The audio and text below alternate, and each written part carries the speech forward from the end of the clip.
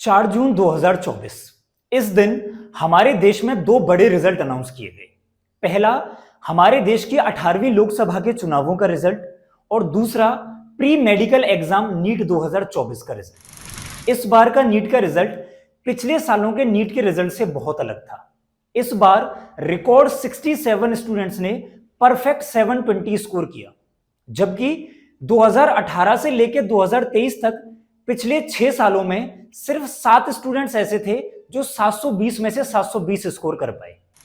इससे भी ज्यादा हैरानी की बात यह थी कि इन 67 स्टूडेंट्स में से 6 विद्यार्थी ऐसे थे जो हरियाणा के फरीदाबाद के एक ही एग्जाम सेंटर से थे। इसके अलावा करीब 1563 ऐसे स्टूडेंट्स थे जिन्हें बिना किसी प्रॉपर लॉजिक और एक्सप्लेनेशन के ग्रेस मार्क्स दिए गए। इसका नतीजा यह हुआ कि बड़ी संख्या में नीट एस्पायरेंट्स सड़कों पर आ गए और उन सब की एक ही डिमांड थी कि नीट 2024 के रिजल्ट को कैंसिल कर दिया जाए। एनडीए के स्ट्रक्चर को डिसॉल्व कर दिया जाए, धर्मेंद्र प्रधान रिजाइन करें, एनडीए के चेयरमैन को जो प्रदीप कुमार जोशी हैं उनको उनके पद से हटाया जाए। छात्रों के साथ कहीं ना कहीं खिलवाड़।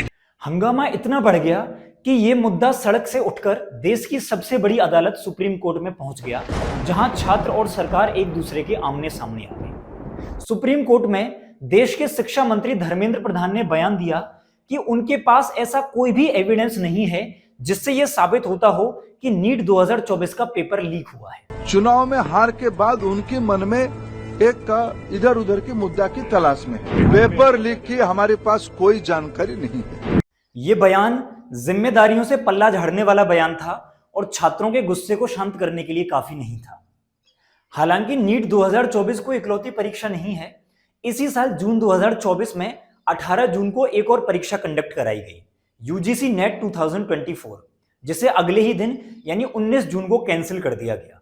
रिपोर्ट्स के मुताबिक परीक्षा से 48 घंटे पहले यूजीसी नेट के पेपर डार्क वेब और टेलीग्राम ग्रुप्स में सर्कुलेट कर रहे थे। अब सवाल यह है कि आखिर इतनी सारी तैयारियों और दावों के बावजूद भी हमारी सरकारें पेपर लीक को रोकने में नाकामयाब क्यों हैं? आखिर कब तक छात्रों को सिर्फ झूठे आश्वासन और तसल्लियां दी जाएंगी, और क्या सचमुच देश में पेपर लीक को रोकना नामुमकिन है? इन्हीं सारी चीजों के बारे में आज हम लोग बात करने वाले हैं। नमस्कार, मेरा नाम है अमित और आप देख रहे हैं दुनियादारी।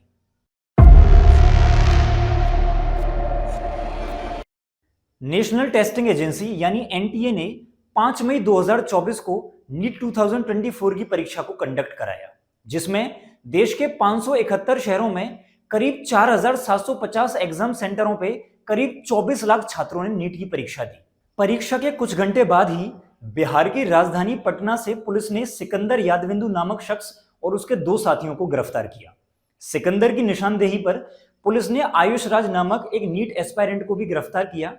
इन चारों लोगों ने पुलिस पूछताछ में कुछ और लोगों के भी नाम बताए और शाम होते होते पुलिस ने 9 और लोगों को गिरफ्तार किया, जिनमें नीट एस्पायरेंट्स और उनके फैमिली मेंबर्स तक शामिल थे। पुलिस ने इन 13 लोगों से पूछताछ की और अगले दिन यानी 6 मई 2024 को इन सभी लोगों को पूछताछ के बाद जेल भेज दिया गया। 4 दिन बाद यानी 10 मई को यह केस बिहार पुलिस की ही एक special unit economic offence unit यानी ईओयू को ट्रांसफर कर दिया गया। ईओयू ने बिहार से लेकर दिल्ली तक अपनी जांच शुरू की और इसी बीच 4 जून 2024 को नीट परीक्षा का रिजल्ट अनाउंस कर दिया गया। हालांकि यह रिजल्ट 14 जून को अनाउंस होना था, लेकिन आश्चर्यजनक तरीके से इसे 10 दिन पहले ही अनाउंस कर दिया गया। रिजल्ट जारी होने के बाद लगातार छात्र इस परीक्षा को रद्द करने की मांग करते रहे और सरकार लगातार पेपर लीक के आरोपों को नकारती रही। लेकिन 16 जून 2024 को बिहार ईओयू ने कुछ ऐसा खुलासा किया जिसके बाद इस पूरे केस में नया मोड़ आ गया। बिहार ईओयू ने अपनी जांच और पूछताछ में यह पाया कि छात्रों ने करीब 30 लाख रुपए देकर नीट परीक्षा 2024 के पेपर खरीदे। सिकंदर यादवेंदु ने भी कबूला कि वो छात्रों और उनके परिवार के साथ संपर्क में था और नीट 2024 पेपर लीक कराने में उसकी सक्रिय भूमिका थी। 18 जून 2024 को इस केस में एक और व्यक्ति का नाम सामने आया और जिसे इस पूरे खेल का मास्टरमाइंड कहा गया, और उस व्यक्ति का नाम था संजीव मुखिया। 22 जून 2024 को बिहार ईओयू ने झारखंड के देवघर से 6 और लोगों को गिरफ्तार किया। ये सभी लोग बिहार के पटना और नालंदा के रहने वाले थे। उसी दिन यानी 22 जून 2024 को ईओयू ने दिल्ली में शिक्षा मंत्रालय को अपनी जांच की रिपोर्ट सौंपी, जिसमें वो सभी सबूत थे जो इस बात को साबित करते थे कि नीट 2024 का पेपर बड़े स्तर पर लीक हुआ है। रिपोर्ट मिलने के बाद एजुकेशन मिनिस्ट्री ने पहला बड़ा एक्शन लिया और एनटीए के डीजी को उनके पद से हटा दिया गया और उसी रात ये case central bureau of investigation यानी सीबीआई के हवाले कर दिया गया।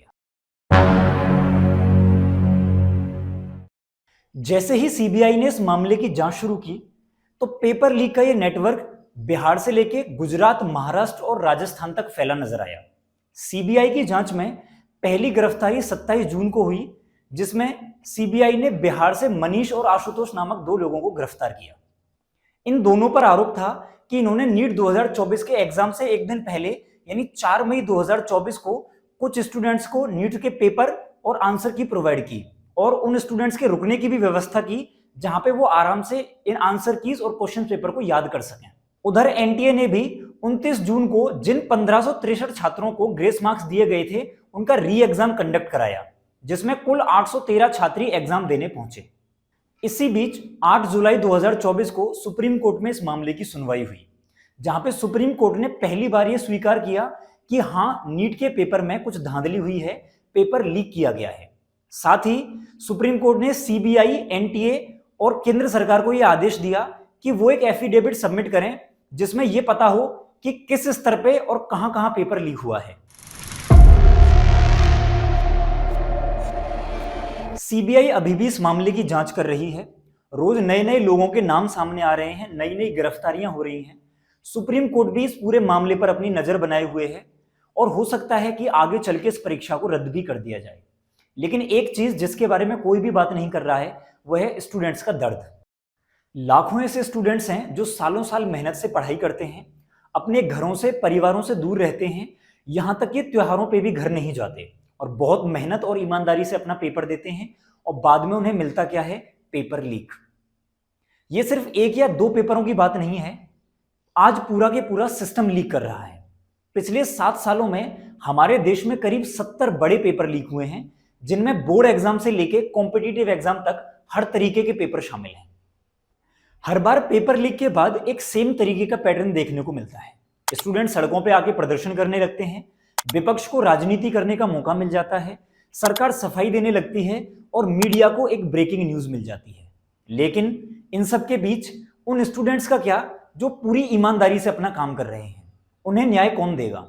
अगर कल को ये पेपर रद्द भी कर दिया जाता है तो क्या ये उन स्टूडेंट्स के साथ अन्याय नहीं है जिन्होंने अपने सालों साल इस पेपर को दिए, जिन्होंने मेहनत से और लाखों रुपया इस पेपर की तैयारी में खर्च किया?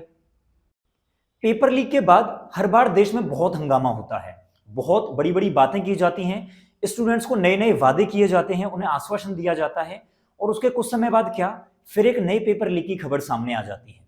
देश में आज तक जितने भी पेपर लीक हुए हैं उसमें गिरफ्तारियां तो बहुत हुई हैं, लेकिन उनमें से कितने लोगों को सजा हुई है इसका कोई रिकॉर्ड नहीं है। वो लोग कुछ समय बाद फिर बेल पे बाहर आ जाते हैं और एक नए पेपर को लीक करा देते हैं। और इतनी बड़ी मात्रा में पेपर लीक ही छात्रों के तनाव का कारण भी है।